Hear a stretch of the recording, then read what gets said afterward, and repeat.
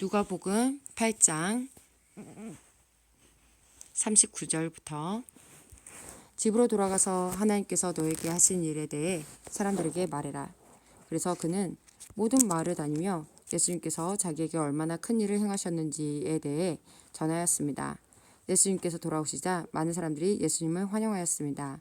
이들은 예수님을 기다리고 있었습니다. 야이로라고 하는 사람이 앞으로 나왔습니다. 그는 회당장이었습니다. 그가 예수님의 발 앞에 엎드려 자기 집으로 와주실 것을 간청하였습니다. 야이로에게는 12살 된 외동딸이 있었는데 그가 죽어가고 있었습니다. 예수님께서 야이로의 집으로 가시는데 많은 사람들이 예수님께 바짝 붙어서 밀어댔습니다. 그 중에는 12년 동안이나 혈루증을 앓고 있던 여자가 있었습니다. 의사에게 많은 돈을 썼지만 그 누구도 그 병을 고칠 수가 없었습니다. 그가 예수님 뒤로 와서 옷깃을 만졌습니다. 그러자 즉시 피가 그쳤습니다. 예수님께서 말씀하셨습니다. 누가 나를 만졌느냐? 사람들은 모두 만지지 않았다고 말했습니다. 베드로가 말했습니다. 선생님, 많은 사람들이 에워싸면서 밀어대고 있습니다. 예수님께서 말씀하셨습니다. 누군가 나를 분명히 만졌다. 내게서 능력이 나간 것을 안다. 숨길 수 없다는 것을 안 그 여자는 떨며 나와 예수님 앞에 엎드렸습니다. 그리고 사람들 앞에서 왜 자기가 예수님을 만졌는지 또 어떻게 즉시 병이 나았는지를 말씀드렸습니다. 예수님께서 그에게 말씀하셨습니다. 딸아, 내 믿음이 너를 구원하였다. 평안히 가거라. 예수님의 말씀이 끝나기도 전에 회당장의 집에서 온 어떤 사람이 회당장에게 말했습니다. 따님이 죽었습니다. 그러니 선생님을 더 이상 괴롭히지 마십시오. 예수님께서 이 말을 들으시고 대답하셨습니다. 두려워하지 말고 믿기만 하여라. 그러면 살게 될 것이다. 그 집에 이르러 예수님께서는 베드로와 요한과 야고보 그리고 소녀의 아버지와 어머니 외에는 아무도 함께 들어가지 못하게 하셨습니다. 사람들이 소녀를 위해 슬피 울고 있었습니다. 예수님께서 울음을 그쳐라. 그는 죽은 것이 아니라 자고 있다. 라고 말씀하셨습니다. 그러자 사람들은 예수님을 비웃었습니다. 그것은 소녀가 죽었다는 것을 알고 있었기 때문입니다. 예수님께서 소녀의 손을 잡고 불렀습니다. 아이야, 일어나라. 그러자 영혼이 돌아와서 소녀는 즉시 일어났습니다. 예수님께서 그에게 먹을 것을 주라고 명하셨습니다. 그 소녀의 부모들은 놀랐습니다. 그런데 예수님께서는 일어난 일을 아무에게도 말하지 말라고 지시하셨습니다. 누가복음 9장 예수님께서 12제자를 부르시고 이들에게 귀신을 이기는 병을 고치는 능력과 권세를 주셨습니다. 그리고 하나님 나라를 전하고 병을 치료하라고 이들을 보내셨습니다. 예수님께서 말씀하셨습니다. 여행을 위해 아무것도 챙기지 마라. 지팡이나 가방이나 또는 빵이나 돈이나 챙기지 마라. 옷도 2벌을 준비하지 마라. 어느 집에 들어가든지 떠날 때까지 그 집에 머물러라. 만일 너희를 받아들이지 않으면 그 마을에서 나올 때에 내 발에서 먼지를 떨어버려라. 이것이 그들에게 경고하는 증거가 될 것이다. 제자들이 떠나 온 마을을 두루다니면서 복음을 전파하고 가는 곳마다 사람들을 고쳐주었습니다. 분봉한 헤롯은 일어나는 모든 일을 듣고 매우 혼란스러웠습니다.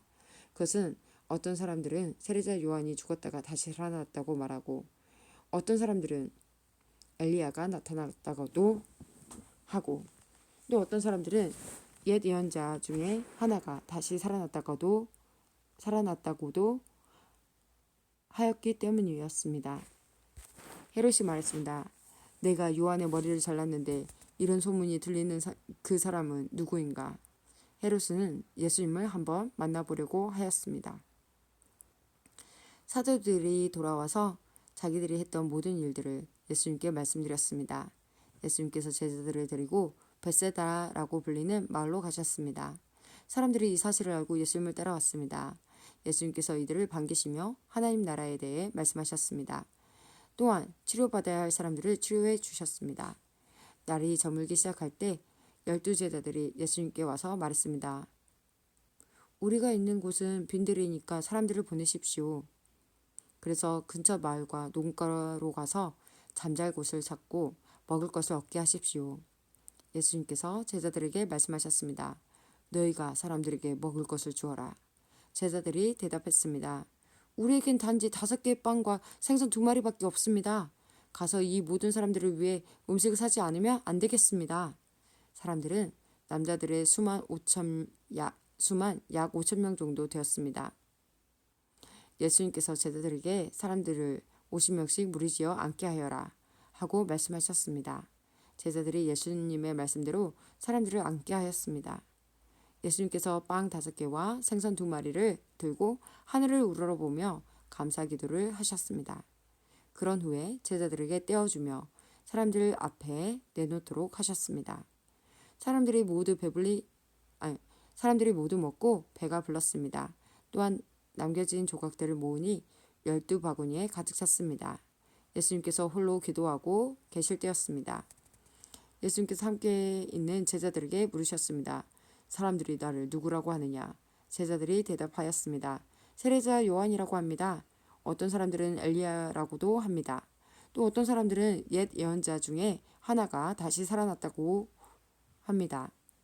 예수님께서 제자들에게 말씀하셨습니다. 그러면 너희는 나를 누구라고 하느냐?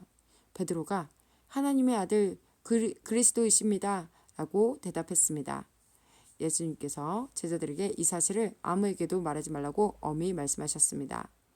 인자가 많은 고통을 받고 장로들과 대제사장들과 율법학자들에게 배척을 받아야 한다. 또한 죽임을 당한 후 3일째 되는 날에 다시 살아날 것이다. 예수님께서 모두에게 말씀하셨습니다. 누구든지 나를 따라오려거든 자기를 부인하고 매일 자기 십자가를 지고 나를 따르라. 자기의 생명을 건지려고 하는 사람은 잃을 것이다. 그러나 나를 위해 자기 생명을 잃는 사람은 자기 생명을 건질 것이다. 만일 이 세상을 모두 얻고도 자기를 잃거나 빼앗기면 무슨 유익이 있느냐. 누구든지 나와 내 말을 부끄러워하면 인자도 자신의 영광과 아버지의 영광과 거룩한 천사의 영광으로 올 때 그를 부끄러워할 것이다. 내가 진정으로 말한다. 여기 서 있는 사람 중에 몇 사람은 죽기 전에 하나님의 나라를 볼 것이다. 이 말씀을 하신 지 8일 뒤에 예수님께서 베드로와 야고보와 요한을 데리고 기도하러 산에 올라가셨습니다. 예수님께서 기도하시는 동안 얼굴 모습이 변하고 옷이 하얗게 빛났습니다. 그때 2사람이 예수님과 함께 이야기를 하고 있었습니다. 이들은 모세와 엘리야였습니다. 그들은 영광스러운 모습으로 나타나 예루살렘에서 이루실 예수님의 죽음에 대해 말씀을 나누고 있었습니다. 베드로와 같이 있던 다른 제자들이 잠을 이기지 못하고 졸다가 깨어났습니다.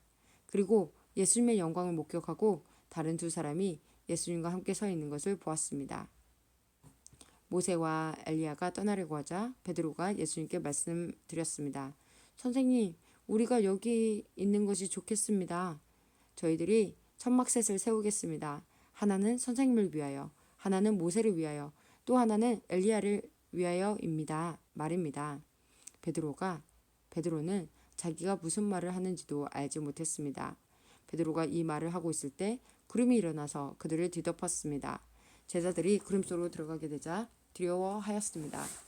구름 속에서 소리가 났습니다. 이는 내 아들, 내가 택한 자이다.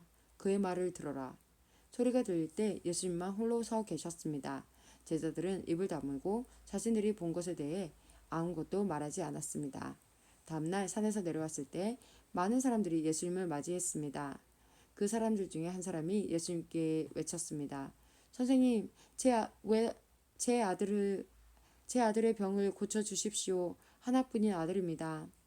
악한 영이 아이를 사로잡으면 갑자기 아이가 소리를 지릅니다. 또 아이에게 경련을 일으켜 입에 거품을 물게 합니다. 그리고 아이에게 상처를 입히며 여관에서 떠나려고 하지 않습니다. 제가 선생님의 제자들에게 쫓아달라고 간청했지만 그들은 할 수 없었습니다. 예수님께서 대답하셨습니다. 아, 믿음이 없고 비뚤어진 세대여. 내가 얼마나 오랫동안 너희와 함께 있으면서 참아야 하겠느냐. 내 아들을 이리 데리고 오너라. 소년이 올 때 마귀가 그를 넘어뜨려 경련을 일으키게 하였습니다. 예수님께서 더러운 영에게 꾸짖으시고 소년을 고쳐주셨습니다. 그리고 그 아버지에게 돌려보냈습니다. 사람들은 모두 하나님의 위대하심에 놀랐습니다. 사람들이 모두 예수님이 하신 일을 보고 놀라고 있을 때 예수님께서 제자들에게 말씀하셨습니다. 너희는 이 말을 귀담아 들어라. 인자가 사람들의 손에 넘겨질 것이다. 그러나 제자들은 이러한 예수님의 말씀을 이해하지 못하였습니다. 제자들이 이해하지 못하도록 그 뜻이 감추어져 있었습니다. 또한 제자들은 이 말씀에 대해 예수님께 묻기를 두려워하였습니다. 제자들 사이에 누가 가장 큰 자인가를 놓고 말다툼이 일어났습니다. 예수님께서 제자들이 마음속으로 무엇을 생각하는지 아시고 한 어린이를 옆에 세우셨습니다. 그리고 말씀하셨습니다. 누구든지 내 이름으로 이런 어린이 하나를 맞아들이는 사람은 나를 맞아들이는 것이다. 또한 누구든지 나를 맞아들이는 사람은 곧 나를 보내신 분을 맞아들이는 것이다. 너희 중에 가장 작은 자가 가장 큰 자이다. 큰 사람이다. 요한이 대답했습니다. 선생님, 어떤 사람들이 선생님의 이름으로 마귀를 내쫓는 것을 보았는데 그 사람이 우리와 함께 다니지 않으므로 그렇게 못하게 막았습니다. 예수님께서 요한에게 그를 막지 마라. 너희를 반대하지 않는 사람은 너희를 이롭게 하는 사람이다. 라고 말씀하셨습니다. 예수님께서 하늘로 올라가실 때가 가까워 오자 예수님께서는 예루살렘에 올라가기로 하셨습니다.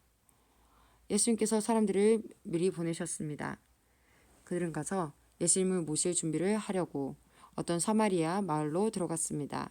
그런데 마을 사람들이 예수님께서 예루살렘을 향하여 가시는 것을 반기지 않았습니다. 이것을 보고 예수님의 제자인 야고보와 요한이 말했습니다. 불이 하늘에서 내려와 이 사람들을 모두 태워버리라고 하면 어떻겠습니까? 그러자 예수님께서 그들을 꾸짖으셨습니다. 그리고 다른 마을로 가셨습니다. 그들이 길을 가고 있을 때 어떤 사람이 예수님께 말했습니다.